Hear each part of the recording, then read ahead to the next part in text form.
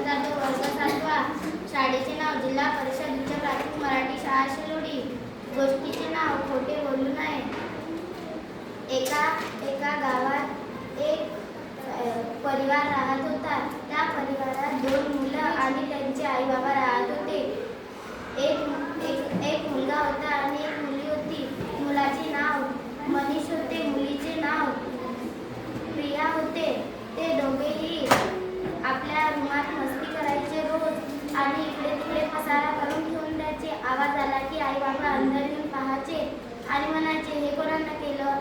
ते खोटे बोलून सांगून द्यायचे की माकड आलतं, माकडनं केलं, मांजर आलतं, मांजरनं केलं. असंच चालू राहिलं. एके दिवशी आई बाबा सर्वे बाजाराला गेले. घरात चोर घुसले. चोरांनी पूर्ण इकडे तिकडे सामान फेकून दिला. ते दोघेही बहीण भाऊ अभ्यास करत होते. अभ्यास करत होते तेव्हा त्यांनी आवाज ऐकून बाहेर पाहिलं तर त्यांना 2 चोर दिसले.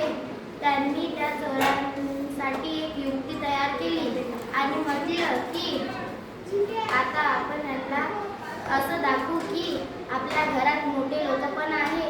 असं जाऊन त्यांनी बाहेर भांडणं करायला लागले आणि म्हणले की मी नाही का बाबाला बोलवते. ते म्हणते बोलव, मी नाही दिलं. मग ते काय म्हणते, मी आजीला बोलवते वरून. जिकडे जिकडे चोर जायचे तिकडे तिकडे त्यांनी सांगू असे म्हणायचे.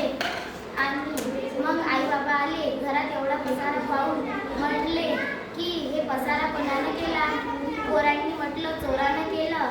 तर आई बाबांना वाटले की हे खोटेच बोलत आहे नेहमीसारखे. तर मग त्यांचं ऐकलं नाही आणि त्यांना शिक्षा दिली. तात्पर्य कधी खोटे बोलू नये.